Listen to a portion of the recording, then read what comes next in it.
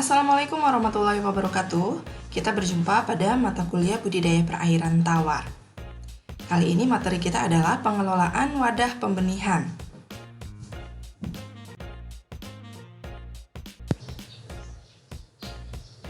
Dalam pengelolaan wadah pembenihan, sanitasi menjadi kegiatan yang sangat penting.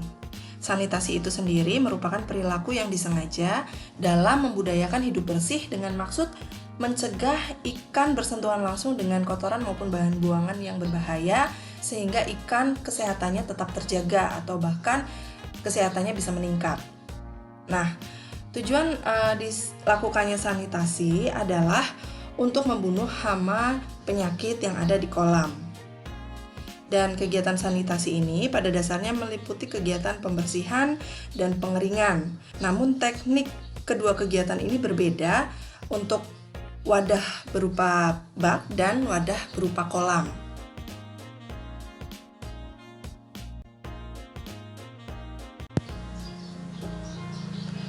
Kegiatan sanitasi untuk wadah pemeliharaan berupa bak diawali dengan membersihkan dinding dan permukaan dasar bak menggunakan agen pembersih seperti deterjen, klorin, malachite, formalin, dan alkohol. Semua bahan ini dapat dicampur untuk hasil yang maksimal. Setelah dibersihkan, bak harus dibilas. Langkah berikutnya adalah pengeringan. Kalau memungkinkan ya, pengeringan dilakukan dengan menjemur bak di bawah sinar matahari. Ini akan sangat membantu dalam mematikan siklus hidup penyakit yang mungkin masih menempel atau tersisa di permukaan dasar maupun di dinding bak.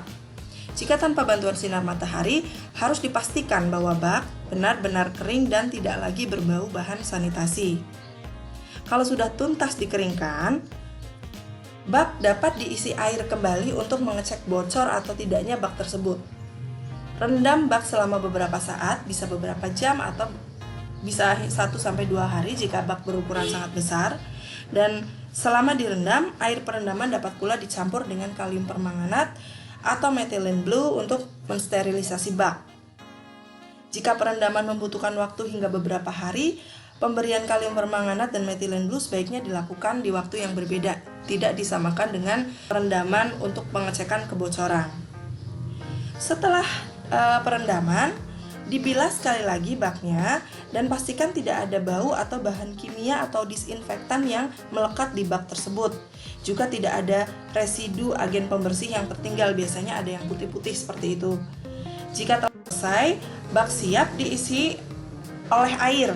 Kalau udah selesai, diisi lagi oleh air dan ikan bisa dimasukkan untuk mulai upaya budidayanya.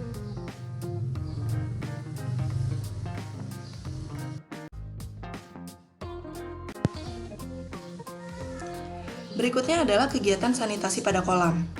Di kolam, kegiatan sanitasi terbagi menjadi 3 fase. Yang pertama ada pengeringan kolam, yang kedua ada pengapuran dasar kolam, dan ketiga adalah biosecurity pada pembenihan ikan.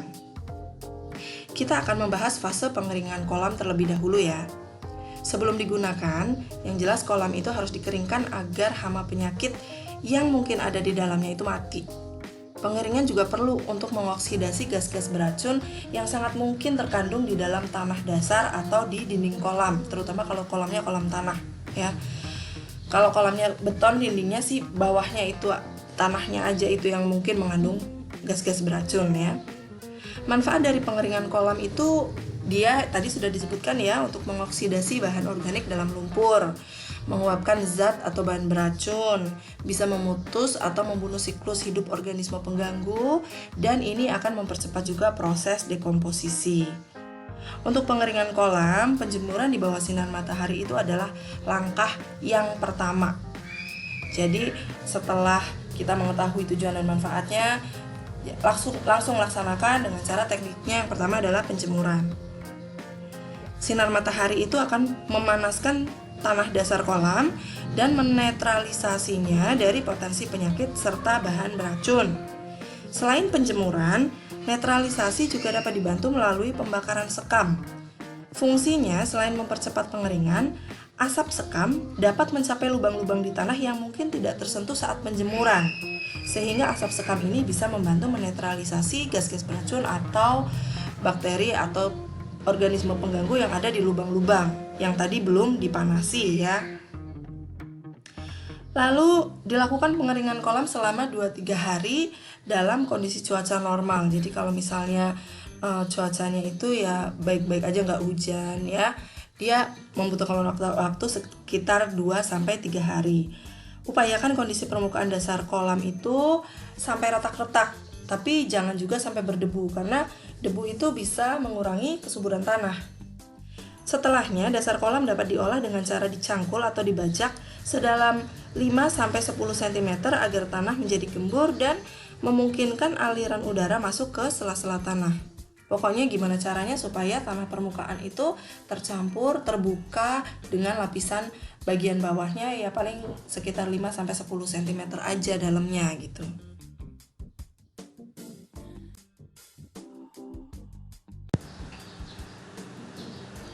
Fase berikutnya adalah fase pengapuran dasar kolam. Pengapuran tanah kolam itu memiliki tujuan untuk meningkatkan pH air dan tanah, untuk meningkatkan alkalinitas air, meningkatkan mineral yang ada di dasar perairan, dan juga sebagai disinfektan. Jenis kapur yang bisa digunakan untuk tujuan ini ada beberapa, yaitu ada kapur pertanian, kapur tohor, kapur bakar, juga bisa digunakan kalsium sianida. Tapi tidak semua kolam ini butuh untuk diberi kapur atau untuk dikapur. Pengapuran kolam itu hanya dilakukan jika pH air dan tanahnya sangat rendah, alkalinitasnya sangat rendah. Nah, kedua alasan ini harus diukur ya. Kemudian terlalu banyak lumpur. Nah, kalau yang C ini bisa dilihat apakah lumpurnya itu tebal apa enggak di dasar kolamnya. Dengan bahan organik tinggi yang memiliki oksigen rendah. Jadi kalau bahan organik tinggi airnya itu terlihat keruh, kental, mungkin memiliki busa, dan ini merupakan hal yang dalam prosesnya membutuhkan oksigen, sehingga oksigen untuk biota yang dibudidayakan sendiri menjadi kurang. Nah, ini kolam-kolam seperti ini butuh untuk dikapur. Juga kalau ada hama atau benih penyakit atau parasit ya. Ini kelihatan dari ikannya. Kalau ikannya udah mulai kurang fit ya, kurang oke, ini kita perlu mempertimbangkan kolam untuk dikapur. Jumlah pemberian untuk pengapuran ini itu berbeda-beda. Syaratnya atau tergantung pada tingkat pH tanah dan perairan ya. Semakin rendah pH perairannya, maka semakin banyak kapur yang diperlukan. Selain itu, jenis tanah itu juga akan berpengaruh. Tanah dasarnya itu akan berpengaruh. Reaksi tanah yang akan digunakan untuk media budidaya itu seharusnya netral ya, jangan sampai asam. Boleh basah, sedikit basah atau basah sedang, tapi jangan sampai asam. Maka dari itu jenis tanah itu juga akan menentukan kapasitas dari campuran kapur yang akan digunakan. Jadi kapasitasnya itu harus berapa, kapur sekian kekuatannya untuk menetralkan tanah berapa. Nah, itu perlu ya. Terakhir adalah tekstur kapurnya. Tekstur kapur yang akan digunakan juga akan mempengaruhi jumlah pemberian kapurnya. Semakin besar partikel kapur, semakin menggumpal-gumpal, maka efisiensi manfaatnya akan berkurang. Jadi lebih baik kalau kapurnya itu dibikin sehalus mungkin supaya lebih merata ke seluruh tanah. Ada 3 ya metode pemberian kapur yang umum digunakan. Yang pertama adalah pengapuran dasar kolam, atau ini dilakukan saat kolamnya kering ya. Jadi dasar kolam sudah kering dulu baru dikasih kapur. Yang kedua adalah pengapuran air kolam. Jadi langsung kapurnya ditebar di kolam. Masih ada ikannya nih, masih bisa ya, dengan komposisi tertentu masih bisa dilakukan. Yang ketiga adalah pengapuran pada aliran air masuk kolam. Jadi nanti kapurnya akan tercampur dengan aliran air masuk. Pengapuran pada tanah kolam sendiri itu dibedakan antara kolam baru dengan kolam yang sebelumnya sudah pernah dikapur atau kolam yang sudah digunakan ya. Pada kolam baru, kapur itu perlu diaduk ya, jadi harus diaduk dengan tanah supaya menyatu. Kapur yang digunakan itu terutama kapur pertanian diperlukan kira-kira sebanyak 20-150 kg per 100 meter persegi. Lakukan pengadukan sedalam lebih kurangnya 5 cm, lalu habis udah dikapur tercampur semuanya, masukkan air dengan kedalaman lebih kurang 30 cm. Biasanya setelah 1 minggu pH air kolam akan berada di antara 6,5 sampai 8. Nah, ini kondisi yang ideal ya. Nah, lalu untuk kolam yang sudah pernah dikapur sebelumnya, gunakan kapur tohor. Kapur tohor ini digunakan sebanyak kira-kira 100 sampai 150 kg per hektar. Taburkan kapur tohor pada dasar kolam yang lembab. Jadi nggak kering-kering banget, dan dibiarkan selama 7 sampai 14 hari, 1 minggu sampai 2 minggu ya. Setelah itu baru kolam diisi air dengan kedalaman sama seperti tadi, lebih kurang 30 cm. Nantinya pH air dapat disesuaikan, jika kurang ya ditambahin, kalau kelebihan ya nanti airnya ditambahin airnya dengan menambahkan kapur pertanian ke perairan. Jadi yang buat tambahin adalah kapur pertanian.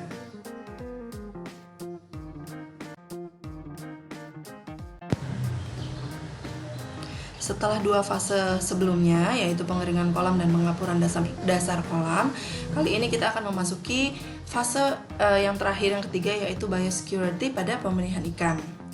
Nah, biosecurity pada pembenihan ikan ini secara definisi itu bisa banyak ya. Ada yang menurut Lotz, ada yang menurut Liner. Tapi intinya biosecurity ini memiliki tujuan umum adalah menjaga agar biota-biota budidaya itu tidak terkena penyakit, atau penyakit di dalam fasilitas budidaya tidak keluar. Jadi biosecurity, bio itu terkait dengan biologi, security itu ya keamanan ya. Jadi kita ada kaitannya dengan pencegahan dan penyebaran penyakit pada biota budidaya. Silakan dibaca sendiri definisinya. Tujuan khususnya bisa kita perinci lagi, yaitu pertama, memperkecil risiko hewan yang dibudidayakan dari terserang penyakit, mendeteksi secara dini adanya wabah penyakit, menekan kerugian yang lebih besar apabila terjadi kasus wabah penyakit. Nah, ini karena kalau misalnya penyakit sampai tersebar, tentunya si pemilik fasilitas akan mengalami kerugian karena biotanya akan tidak terlalu berharga lagi sebagai komoditi. Yang keempat, tujuannya adalah efisiensi pada waktu, pakan, dan tenaga. Karena kalau kita memelihara ya tanpa seleksi hewan-hewan begitu saja kita pelihara, kita akan membuang sumber daya untuk merawat hewan-hewan yang sakit. Jadi kalau kita sudah menyeleksi dari awal, itu bisa kita eliminasi risiko ke sana, sehingga kita akan lebih efisien ya dalam memanfaatkan sumber daya untuk budidaya. Yang terakhir, tujuannya adalah agar kualitas hewan yang dibudidayakan lebih terjamin. Otomatis ya kan? Itu. Jadi ini adalah tujuan-tujuannya.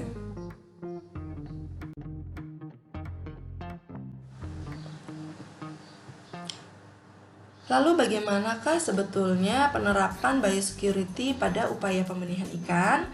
Ini pada dasarnya memiliki 3 prinsip ya. Ada prinsip sanitasi di kolam, prinsip sanitasi di peralatan dan perlengkapan, dan prinsip sanitasi pada ikan tebaran. Prinsip sanitasi di kolam sudah kita bahas ya, jadi kita langsung bahas saja pada prinsip sanitasi atau biosecurity yang kedua ya, yaitu untuk perlengkapan dan peralatan atau peralatan dan perlengkapan. Ini sebaiknya semua perlengkapan dan peralatan kerja yang kita gunakan dalam upaya budidaya itu selalu dalam keadaan suci hama. Caranya adalah dengan merendam peralatan atau perlengkapan yang bisa direndam ya. Yang enggak juga kita merendam seluruh kolam, tadi sudah ada caranya, atau kita merendam pompa air ya, kita perlu mikir juga ya. Peralatan yang memungkinkan untuk direndam dalam larutan PK atau larutan kaporit. Perendaman ini bisa dilakukan selama sekitar 30 sampai 60 menit. Nah, ini untuk mensterilisasi ya, supaya menghindarkan biota kita nantinya dari yang tidak kita inginkan seperti penyakit dan hama. Lalu yang ketiga adalah sanitasi ikan tebaran. Artinya ada pemeriksaan yang harus dilakukan, ada seleksi yang harus dilakukan terhadap kondisi ikan yang akan ditebar. Jika terlihat gejala sakit, sebaiknya ikan tersebut dikarantina dulu sebelum ditebar bersama ikan-ikan yang lain yang sehat. Kalaupun ikan tersebut sehat, akan baik kalau misalnya ikan itu sebelum ditebar di kolam yang sesungguhnya, di kolam budidaya yang sesungguhnya, ikan itu direndam dulu dalam larutan methylene blue selama 10-15 menit di sana gitu ya. Jadi tidak langsung asal tebar. Larutan metilen glue dapat pula diganti dengan bahan antimikroba alami. Jadi nggak harus bahan kimia yang beli di toko, tapi bisa pakai antimikroba alami seperti ekstrak-ekstrak cairan sambiloto atau rimpang kunyit atau ekstrak yang lain ya, seperti ekstrak sitrus yang lain. Kita akan mempelajari ini atau sudah mempelajari ini belum ya? Kita akan mempelajari ini dalam materi manajemen kesehatan ikan nanti. Dan itu bisa dimanfaatkan dengan lama perendaman dari ekstrak-ekstrak ini sekitar 30 sampai 60 menit.